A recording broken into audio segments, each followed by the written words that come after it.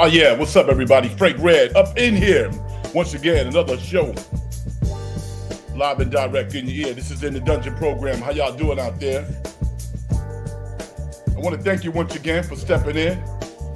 We're probably gonna go for an hour or so. And I never really know when I'm gonna do a show. I usually do it when I get inspired. That makes it fun for me, that's for sure.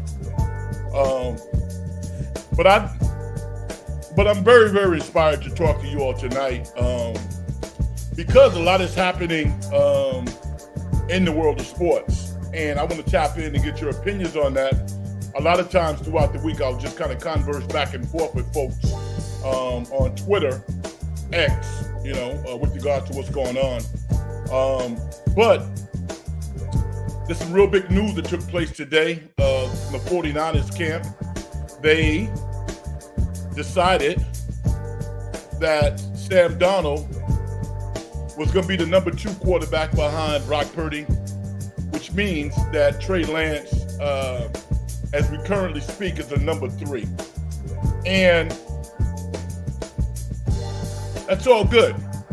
But I kind of think that Kyle Shanahan and John Lynch, to a certain degree, had made this decision maybe a week ago, before Trey Lance splashed Saturday night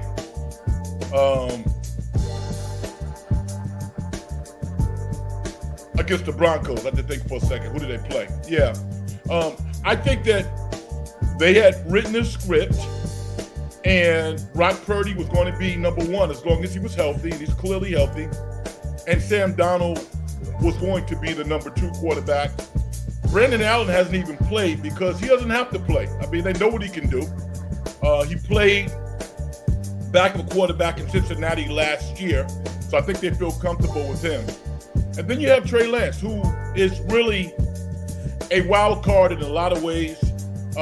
He was never going to be the starting quarterback for the San Francisco 49ers as long as Brock Purdy was healthy, in my opinion.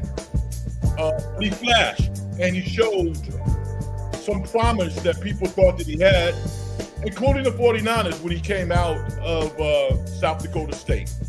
So where do we go from here? When I look at Trey and his salary, he's probably the highest paid quarterback on their staff. Now, logically, regardless if you have dedicated X amount of dollars to the quarterback position, you don't want your 3rd string quarterback making more than your 2nd string quarterback, and certainly not your starter. So I don't think there are any villains here. I don't think that the 49ers are villains. I think that they had a process that they felt comfortable with, and they executed their process. And they paid Trey Lance. Trey Lance, if he has an average financial advisor, has more money right now than he'll ever need in his life. Now, from an athlete's perspective, I do have compassion for Trey Lance. And we don't know what the 49ers are saying to Trey internally, but outwardly, I think they could have handled things a lot better. Even today, Kyle Shanahan said that he hoped that Trey Lance stays as the number 3 quarterback. Do you guys believe that, honestly? Because I don't believe it at all. He goes from saying, well, we really haven't made a decision on number 2, to all of a sudden, they made a number 2. I mean, they made a decision, and now they're exploring all options for Trey Lance. What does that mean? Exploring all options means that maybe his agent internally is knocking on the door saying, yo, what's up with my guy? And they are, from an organization perspective, shaking the bushes a little bit to see what's out there, to see if they can get something in return for Trey Lance. Because I'm not a capologist. I mean, some of you guys and young ladies out there probably know more about the cap ramifications of Trey Lance staying or being traded than I do, and certainly being cut, which I thought was absurd. And I still think that possibility is absurd. But, who knows?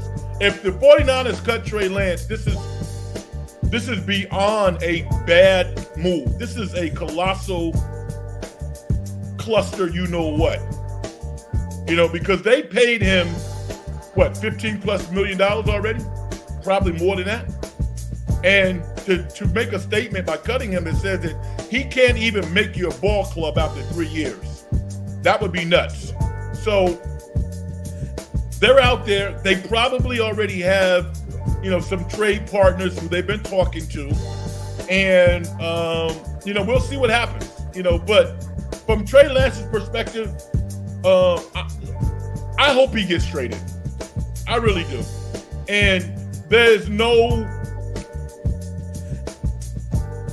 San Francisco 49er, revenge agenda. Nah, because Trey Lance needs to focus on continuing his development as a quarterback. Because only 32 starting positions in the NFL, and all of them are value positions. Now, internally, if he gets it right and he establishes himself, will he look back on this 49er tenure and probably have some things to say that we haven't heard yet? I think so, because I don't think that publicly he's been treated well. I don't believe that. But I think it is a business, and from the 49ers perspective, I don't think that they would do anything to hurt their organization trying to spite Trey Lance. I don't believe that. I think that ultimately Kyle Shanahan doesn't feel that he's the best guy to run his offense. And here's the deal. The 49ers are playing Friday night. If Trey Lance gets on the field Friday night because he's not traded, I would be shocked. I think they'd probably sit him out, but I don't know. I'm not there. But logically, I would think that he would not play, because here's the deal. He flashed Saturday night. Suppose they gave Trey Lance a half and he went out and just blew that thing up and played extremely well. Then that's more questions that John Lynch and Shanahan have to answer about how they reached the decision to put Trey Lance at number 3. Should he be number 2? Is the door still open? Because I actually think, remember what Kyle Shanahan said yesterday? He goes, basically, I'm going to make up my number 2 quarterback on a week-to-week basis. And I think he probably got called to the principal's office and it's like, what? Do you really want your press conference every week to start with who's going to be your backup quarterback? So that was probably a little inexperience on his behalf, and he probably got a talking to. Not like he's been punished, but just counseled a little bit and just said, well, take a look at this. Do you really think this is a good idea? And I think the conclusion was no. And I think that's why they came out and was definitive with regards to who is the number 2 quarterback for the 49ers. I hope the 49ers play well. I do. I don't want anybody to get hurt, although I think, the quarterback position it's pretty dangerous. And there's a good indication, there's a good chance that Brock Purdy will miss some time. And maybe Sam Darnold will miss some time. It's just the nature of football. And Sam Darnold can run, but I wouldn't say he's a runner. Bebop Jones, how you doing? Unprofessional to the T, shaking my head. Yeah. Tell us more about that, because I think that you and I have some reservations or have some thoughts about how the whole thing was handled. But can you elaborate a little bit on how you thought it was unprofessional? I thought that Trey Lance, in this fan-crazed world, was kind of made to be the villain a little bit.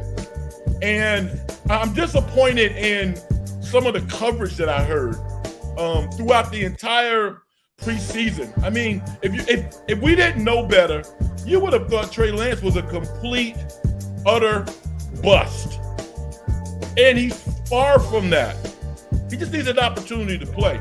Unfortunately, when I look around the NFL, I don't see a whole lot of opportunities. I mean, who's the backup quarterback in Minnesota?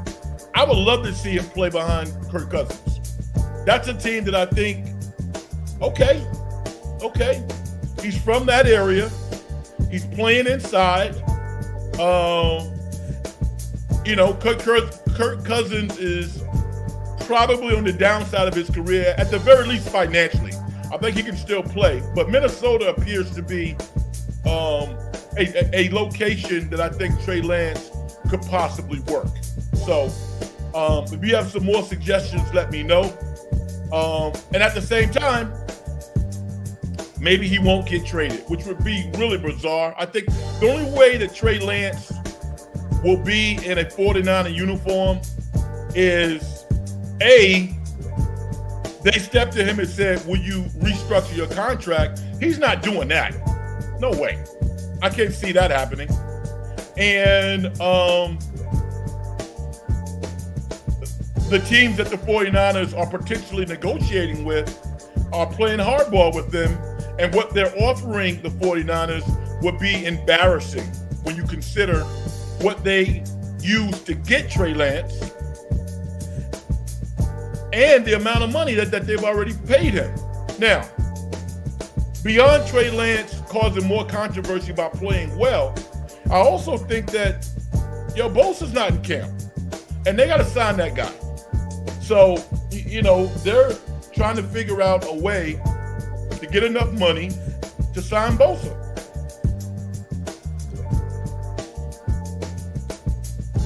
Because as good as the 49ers are, is there anybody listening to the program right now who thinks that this is a Super Bowl team without Bosa?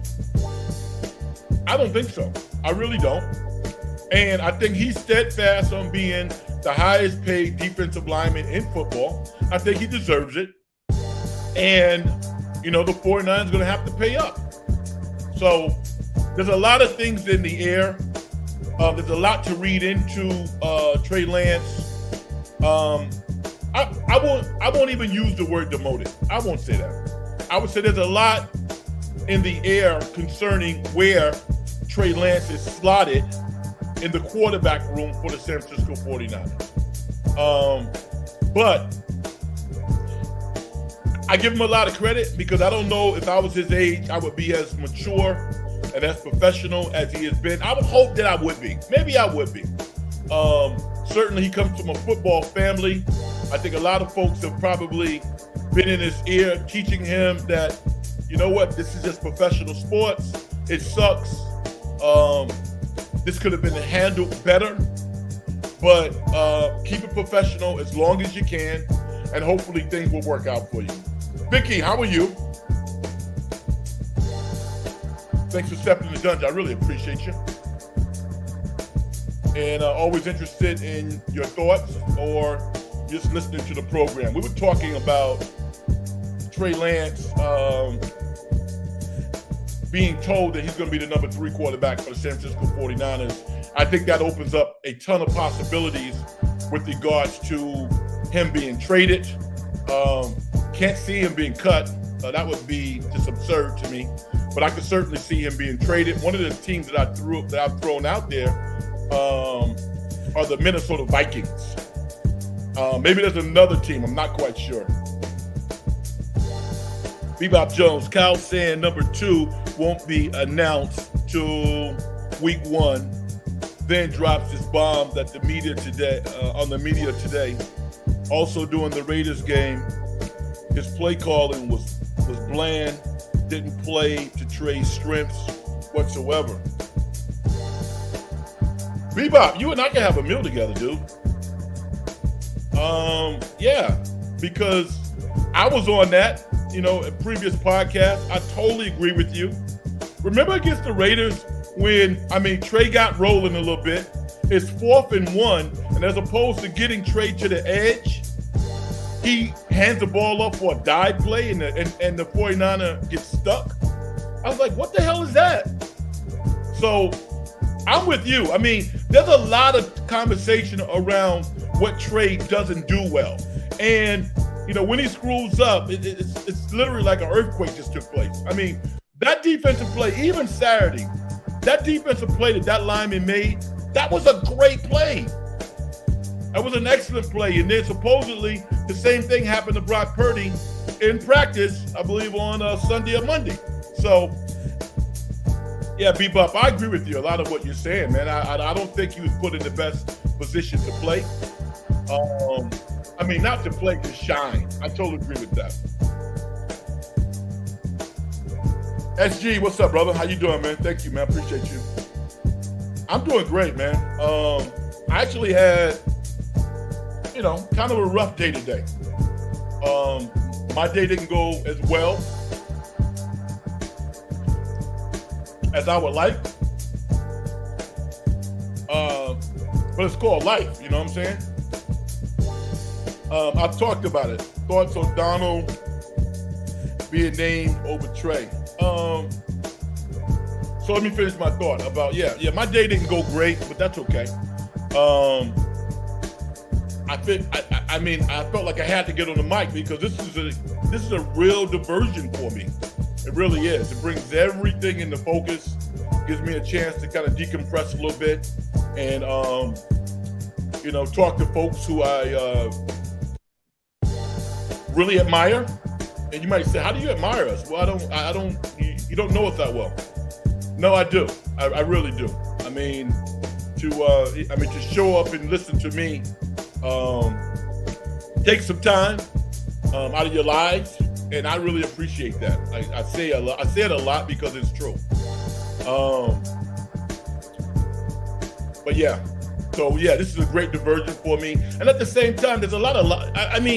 I put out a tweet today on Kyle Shanahan. This is what I said, and I know you guys, some of you follow me, so you actually saw it. I said, Kyle Shanahan is a very good football coach, an excellent play caller, and a terrible liar. An absolute horrible liar. Good. Did you see the A's owner interview? No, they never used Lance right. I'm sorry your day didn't go well. Thank you, Vicky. But you know what though? If I'm breathing, I'm winning, man. If I'm able to take care of myself, which I can, and talk on, the In the Dungeon show.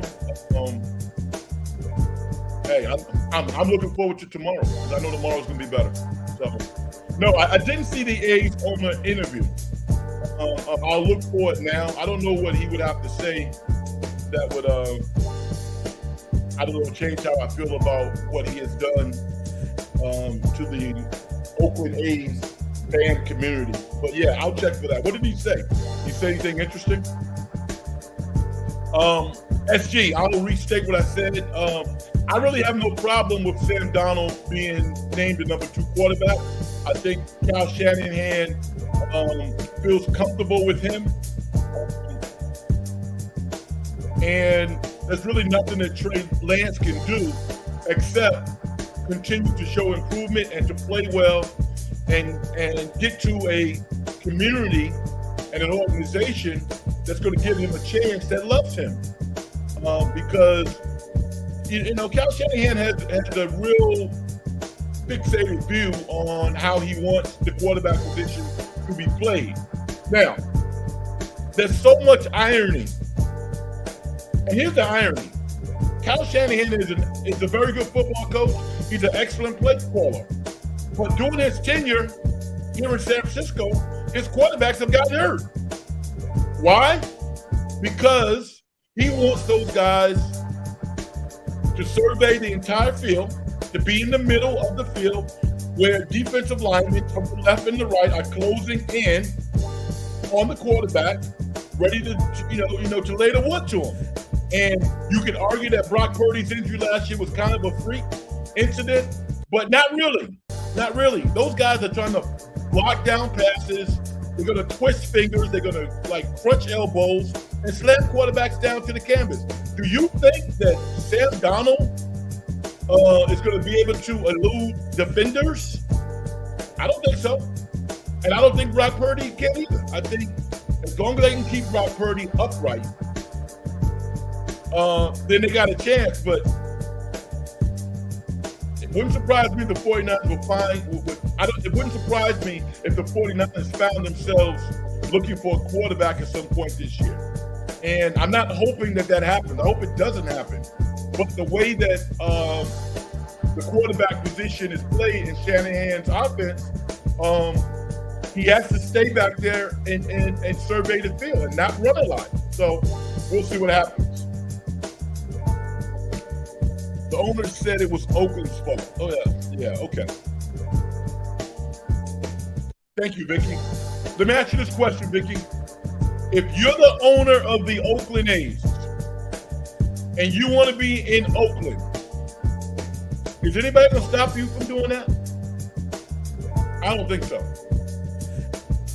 So nobody wants to. Well, he doesn't really want to take responsibility for that. And the commissioner of baseball, Manfred, was in cahoots. Unlike, again, I keep going back to David Stern. When the Maloofs owned the Sacramento Kings and things were starting to unravel, David Stern said the Kings are going to stay in Sac and we'll find an owner. The commissioner of the NBA did that. The commissioner of Major League Baseball could have done that. Because guess what? No owner can operate on their own merits without the rest of the collective. And if the commissioner had the will of the rest of the owners, nothing else would happen for that owner except selling the team. So Wolf, I guess his name is, he can say what he wants to say. I don't believe him. We don't believe you. We need more people. One of the greatest lines that Jay-Z has put out there.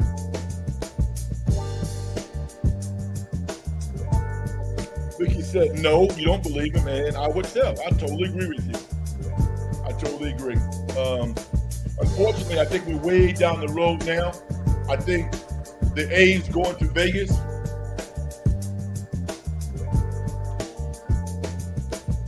over time will be viewed probably in a short period of time as a mistake. They'll be like, what? The fifth team there, if you will. And I mean, it's hot in Oakland. What is the weather going to be like in Vegas? Now, maybe they'll have a retractable dome and all that good stuff, but I don't think that Las Vegas is a place where baseball is going to work really, really well. I just don't. I'm not rooting against them. I'm upset about the Oakland A's leaving, but I got too many other things in my life to worry about rooting against somebody else's future, So I'm not going to do that, but I don't want to hear the A's owner talking about how it's Oakland's fault. I don't believe it. I think it's terrible. All right, so you guys got my view on Trey Lance. If he put the 49ers on Friday, I would be shocked if he played. They don't want him to get hurt. They're already probably talking to some teams to get him up out of here. And at that point, they'll have a little more cash, I believe, to bring both in. And the 49ers will start to position themselves for the regular season. If you haven't been watching, you know what? This whole division is going to be pretty tough because if you watch Seattle play in the preseason, you got to be impressed with them. They are rock solid. They look like a vintage Pete Carroll team. The balance between offense and defense is razor thin. And, I think people should be sitting back saying, Geno Smith, do it again. I don't think that anyone should just look at Geno Smith and say, oh, well, he's ready to go. He's played well in the preseason, but I think there is some of that, can Geno do it again? I think he can because his mindset is aligned to Pete Carroll's, and he's at the point in his career now where he's playing to his strength.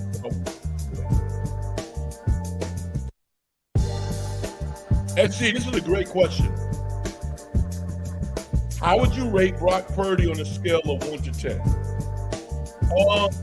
In the 49ers offense, I would give him a solid 8. I think he's an 8. On a scale of 1 to 10 among NFL quarterbacks, I would give him a 7.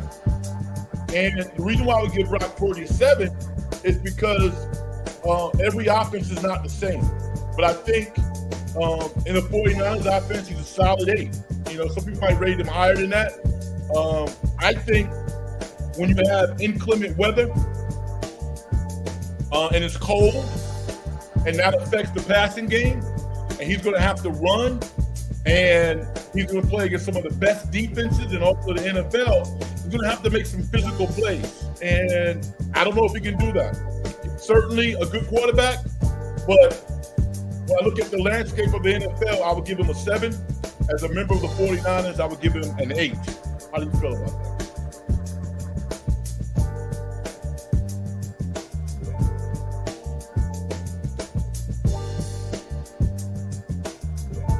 Dan from North Carolina Sports Network wants to come on. Yeah, I'd love to have him on. I'm just trying to figure out how can I send him. Oh, well, man. Yeah, see, I don't have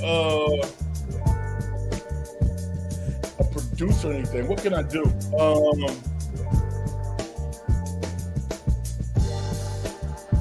Should I just put the link in the comment section for him?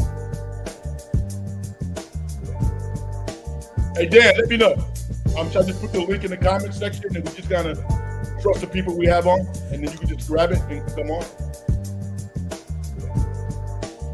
Can you be my producer? Okay. Okay, we'll talk about it. So Dan, let me know. Tell Dan if he wants to come on. I'll just put the link.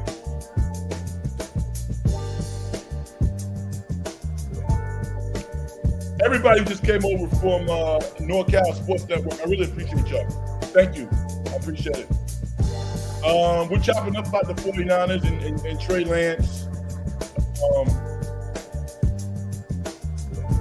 He wasn't promoted, but just being told he's the number 3 quarterback. So that's what we're talking about.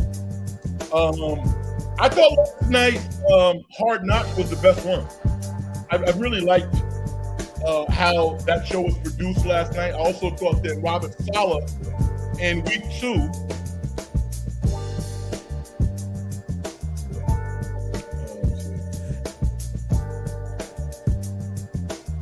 I also thought that Mark Ray, what's up, brother? I thought Robert Saleh was good last night because he was talking like a head coach. I think sometimes he can get kind of giddy, with all the talent that he has. And I think last night he felt, probably after watching show number 2 of Hard Knocks, I think Robert Saleh was like, yo,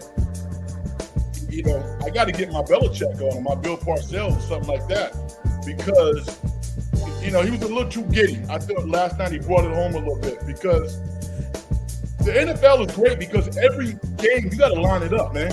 I don't care how talented you are. I think having Dalvin Cook, it's going to be a major asset for the Jets. But we can't wait for NFL football to start because it is a week-to-week proposition no matter how good you are. You got to show up, man. You really do. We get some people up in here, man. I appreciate this. Ruku, my guy. Dropped off the money for $9 million versus prop. Yeah, that had a lot to do with it. I think you're right.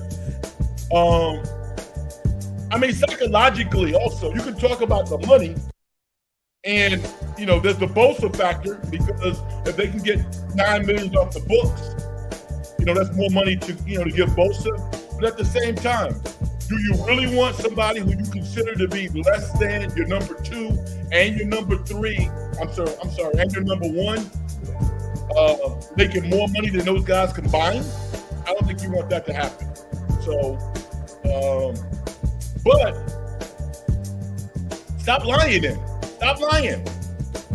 stop lying. Just tell the truth. I mean, isn't that hard for professional executives, to lie to the public? It's almost like, I mean, we're not stupid, are we? I mean, I've gone to 0 49er practices, and I can sit behind a mic and put 2 and 2 together and draw some decent conclusions.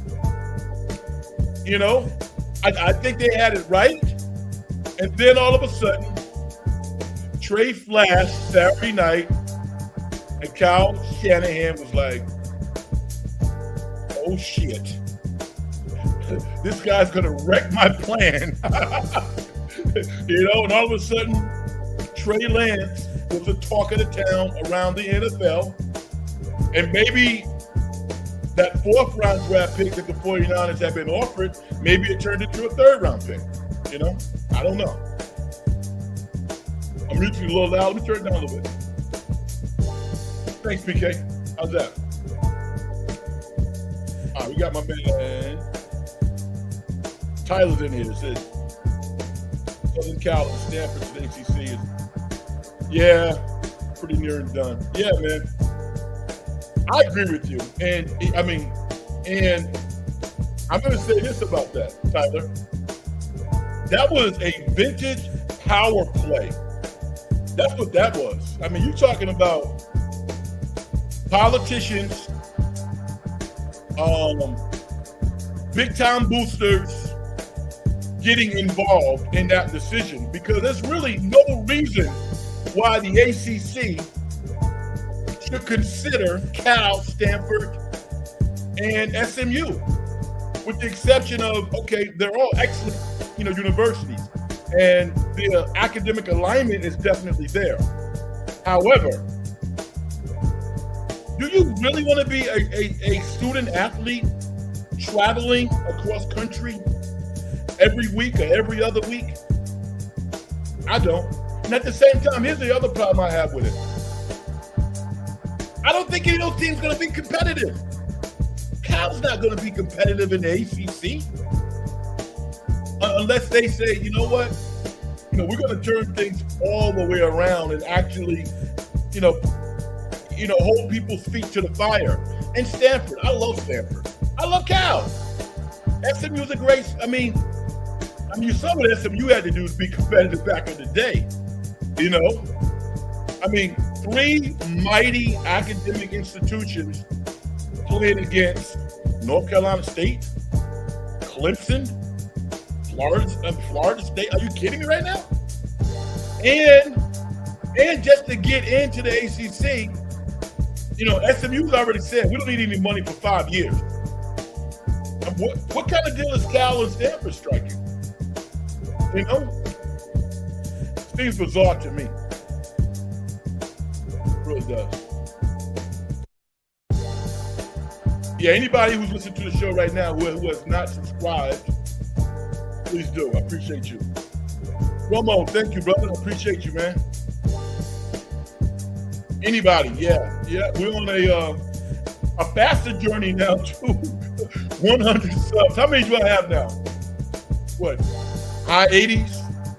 Not quite sure.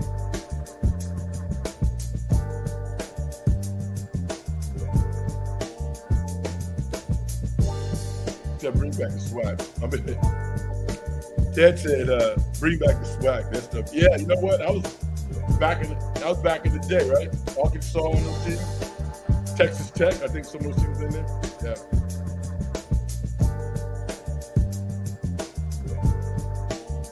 Aruku said, "Stanford and Cal dropped the ball.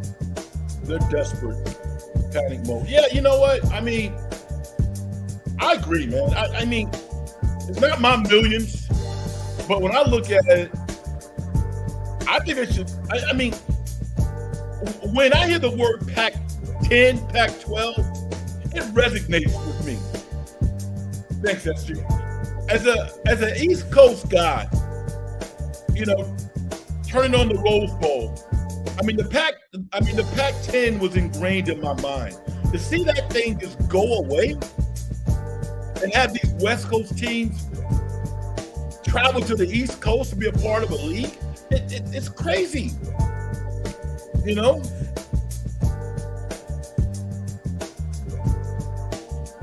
Notre Dame is desperate to guarantee games for Cal and Stanford.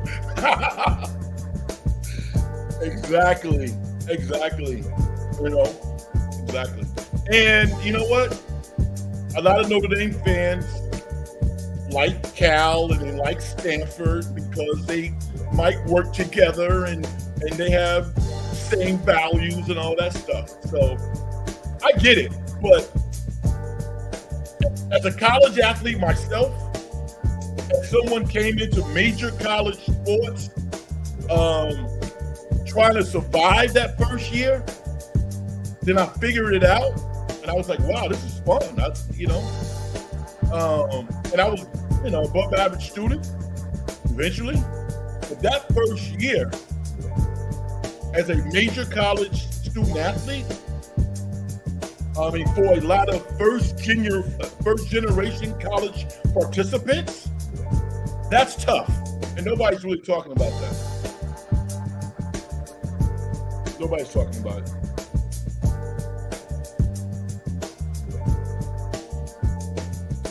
I appreciate it, man. You know what? Dan's my guy. And,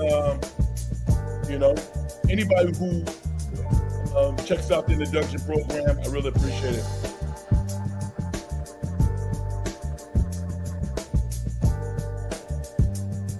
Yeah, like I said, senior softball. I watched Hard Knocks last night. I thought that was the best one among the three. I thought that the Cobb situation was a little weird, personally. Kind of in a good way. From this perspective, that Aaron Rodgers has so much weight and so much power over this other guy's career. Literally. Cobb wasn't going to be brought back in Green Bay.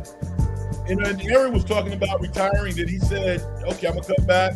Next thing you know, Cobb was back. So Aaron Rodgers is the godfather of is that Reggie Cobb? What's his first name? He's the godfather of his kids and basically responsible that he's still in the NFL.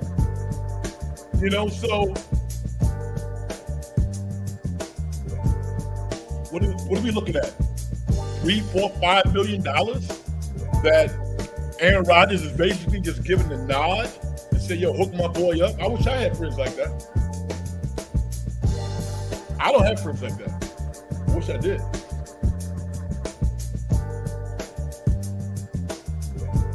Okay, you think it was weird too? I thought it was weird personally. I didn't want. I can get pissed off at any of my friends, and any of my friends get pissed off at me. I don't think that the balance is like that. And the hugging each other, walking off the field. That Randall Cobb. Thank you, appreciate you, brother. So you can look at a lot of different ways. You can say that it's good to have really close friends that can impact your life in a real way. Good for him.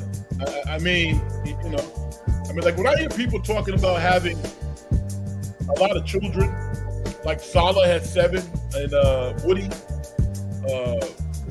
Woody had 7 kids, that scares the hell out of me because I grew up poor. I love children. I wish I could have seven kids. Well, I don't know that, but 4 would have been nice. 4 or 5. But I'd rather not eat than be in a situation where any child that I bring into the world couldn't eat. So, it's a luxury, for people who are able to do that, then that's awesome.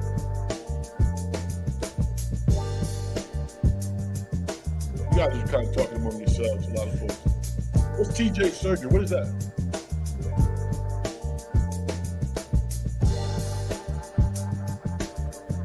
I'm assuming it's baseball. Anyway. I also figure this out there, y'all.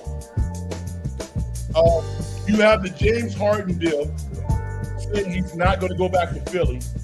And he called Daryl Morey a liar. and was fined $100,000 to call Dow Murray a liar, I think that's going to be rescinded, personally. I mean, are you kidding me right now? I thought that was crazy.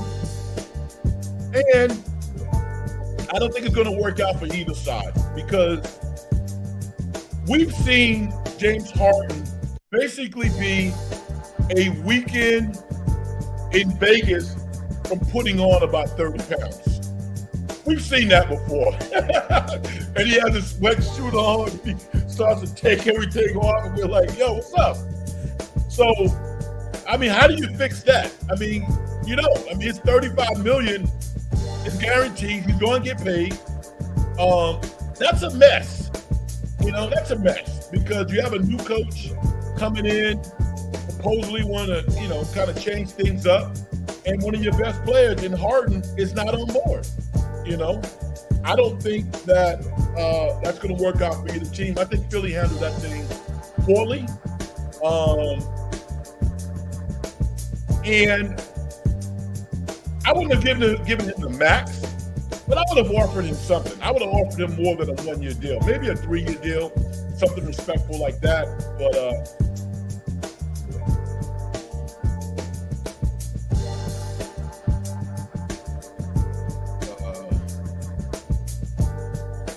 question here.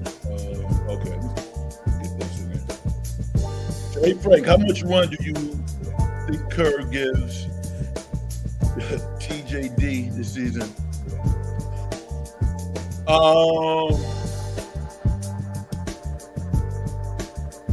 Yeah, man. I hope he gets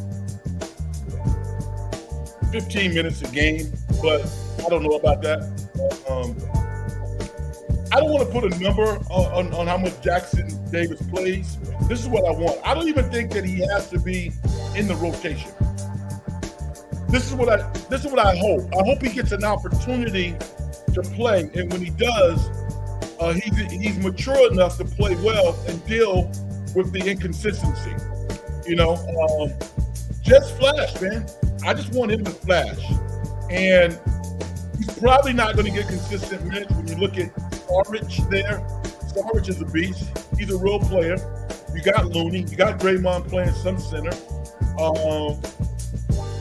And Kuminga could vacillate between the 3 and the 4. So I think if there's some injuries, then Jackson Davis could play a lot, because I think he's a solid defensive player, and he can finish around the rim. But from the start, if the veteran players are playing well, I don't think Kerr's going to put him in the rotation. I think he might flash and get some opportunity, and that might open the door a little bit. But just penciling him for like 15 minutes a game, I don't think so.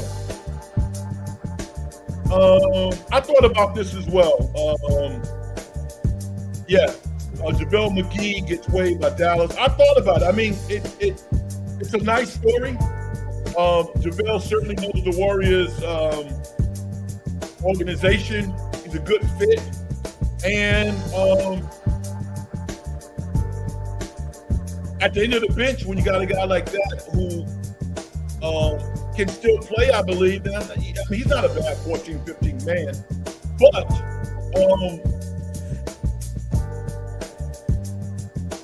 I don't know, man. I mean, I like JaVale, but I like having that open spot, though. I really do. And when you look at Saric has to play because he's versatile. He can play inside and he can play outside. And I also like Jackson Davis. I mean, yeah, he's young. You got to start playing some of these young guys. Looney is probably going to play less minutes this year. So I'm iffy about JaVale McGee. If there's an injury, bring him on board. But I don't see him being consistently used in rotation. But I like him, though. Let me say that.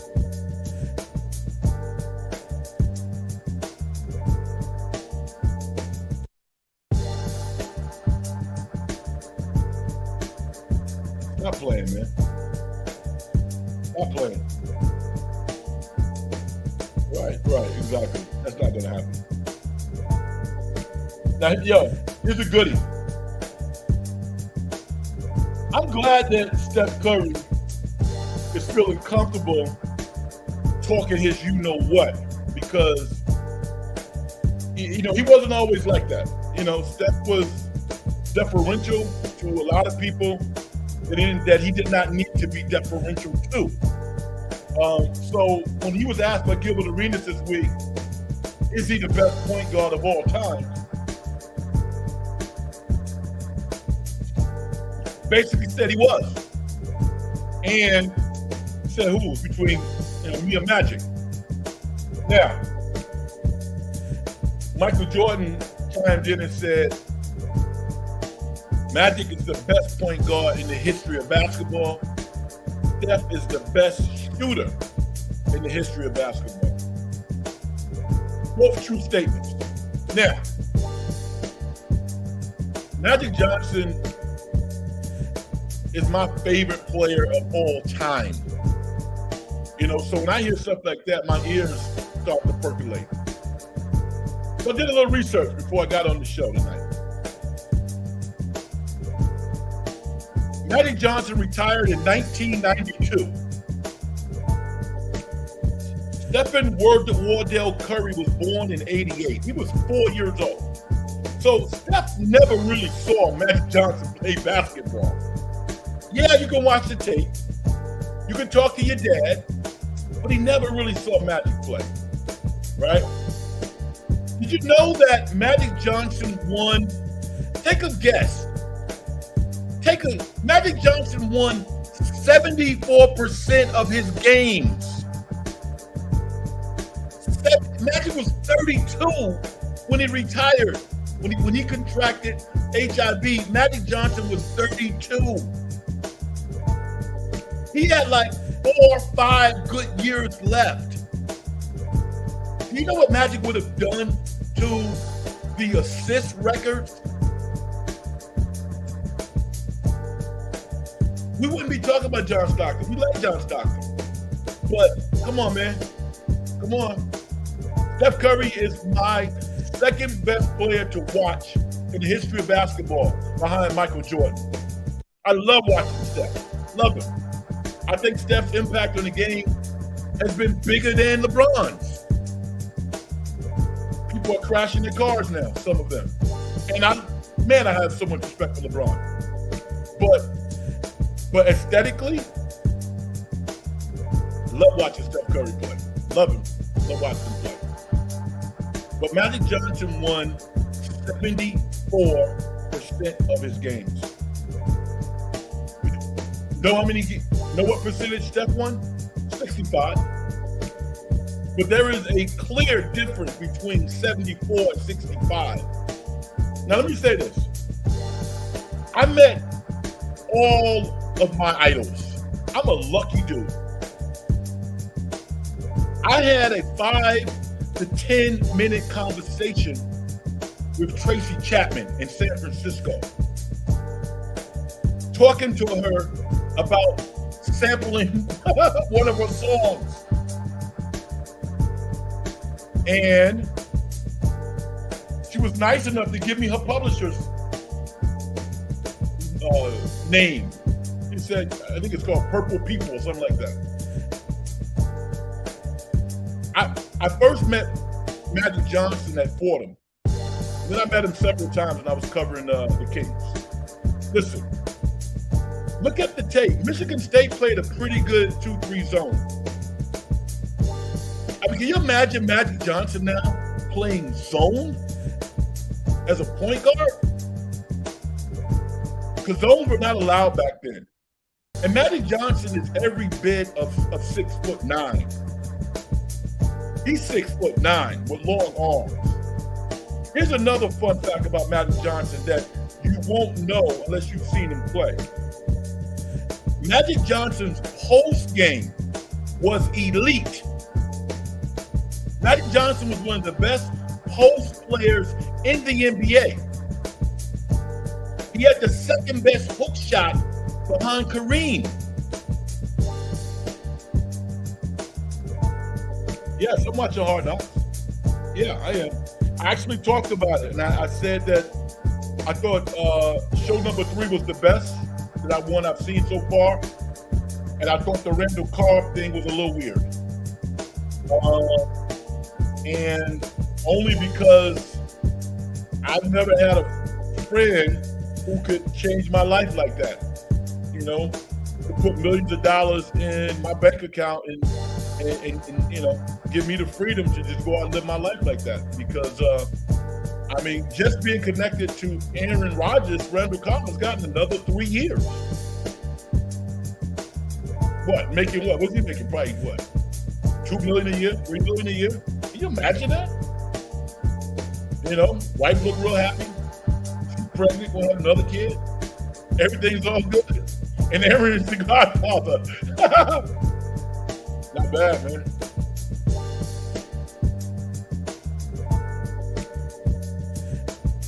Ruku says, give credit to Magic for improving his outside shooting. Yeah, it was brutal. And it was brutal until it wasn't.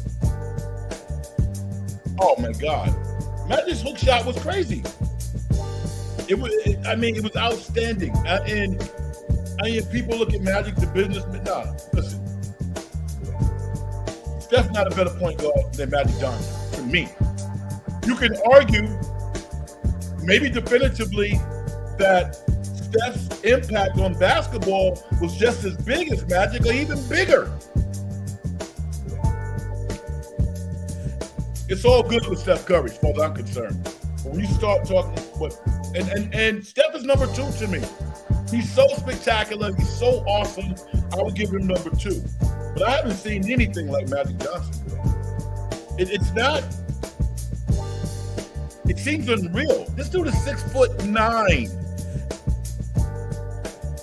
6'9". There's never been a better passer in the NBA than Magic Johnson. No way. Ooh. I'm still looking.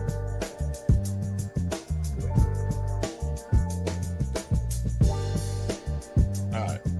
I'll take on Magic and Steph Curry. Jonathan Taylor, probably going to be moved from the Colts. I'm happy he's going to be moving on. I don't know what landing spot would be good for him, but hopefully he gets out of Indianapolis.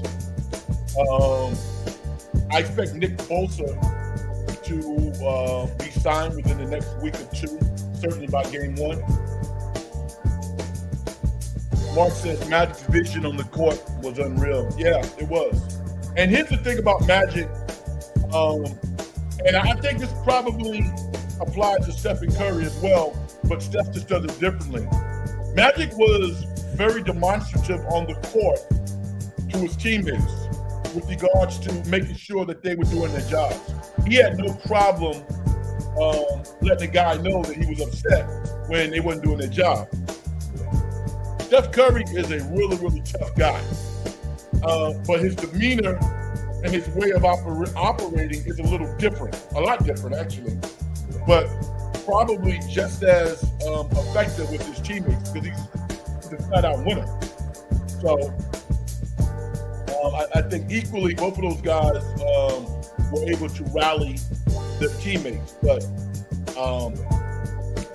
no disrespect to Steph. I love Steph Curry as a basketball player, but I think the greatest point guard who's ever played is Magic Johnson. I can talk to you for hours about why I feel that way. But one stat that I went to was the winning percentage. Magic won 74% of his games.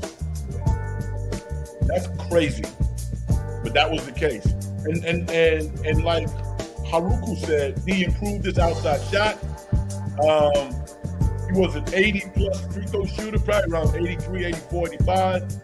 Shot over 50%.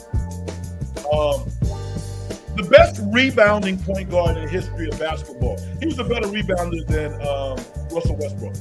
Russell Westbrook averaged a triple-double. Magic Johnson was a better rebounder. Better. So, good conversation. I give Steph a lot of credit for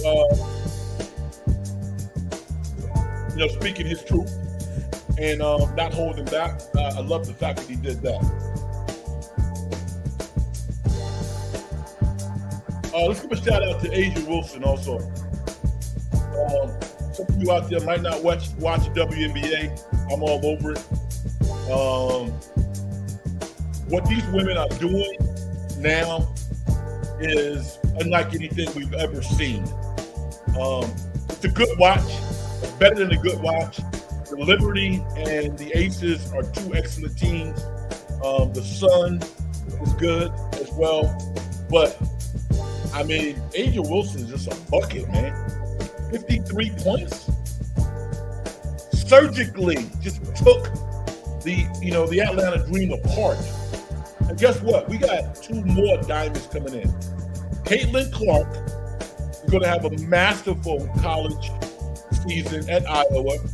And my favorite women's player in the game is Paige Beckers. I just hope that Paige can be healthy. She's had a couple of tough knee injuries, and we don't know really what to expect. But I'm hoping that she gets back to where she was because she's a straight baller, man. Love to watch Paige Beckers play. So women's basketball continues to rise. At one point, I didn't see the Cal, Stanford, SMU love fest happening with the ACC, but I think there's enough power brokers that want to see it happen, and that's what it's about. It's really about money and influence, and college athletes be damned. We have to make sure we have enough money for men's and women's water polo. All right. No disrespect to those sports, but they should not be traveling 3,000 miles to go play water polo, as far as I'm concerned. Having the Pac-12 was ideal. You're an hour or two away from your opponent, but traveling cross country to play sports that don't generate revenue. Maybe they have an alternative plan. Maybe these quote three teams, Stanford, Cal, and SMU, gradually incorporate all of their sports. But from the start, maybe there's X amount of sports that will play full schedules in the league. We really don't know. There's a lot of, I'm sure, creative jostling taking place to make this whole thing work. And we'll find out what takes place probably in the not too distant future, but I think that it seems like it's going to happen. Not betting any money, but I think Trey Lance is probably going to get traded. And I think that'll be good for him. I'm hoping Minnesota is where he lands. And, the 49ers can totally focus on playing good football this year and making that happen. All right, we're coming up on an hour. I wanted to get an hour in. I want to be respectful of everybody's time. I know that you guys and young ladies and everybody else out there have busy lives to lead. So I want to let you do that. I want to thank you for stepping in the dungeon. I really appreciate it. If you have not subscribed to the show, just hit the subscribe button. The algorithm likes it. I like it. And follow me on Twitter, X, whatever you're calling it right now. And I will communicate back and forth with you throughout the week. Everybody be safe. And until the next time we get together, let me do my thing before I get out of here. Success and getting paid is a manifestation of the whole process. If you as an individual don't do things to help other people make their lives better, as far as I'm concerned, you haven't done nothing. All right? I'm Frank Red. Until the next time, peace.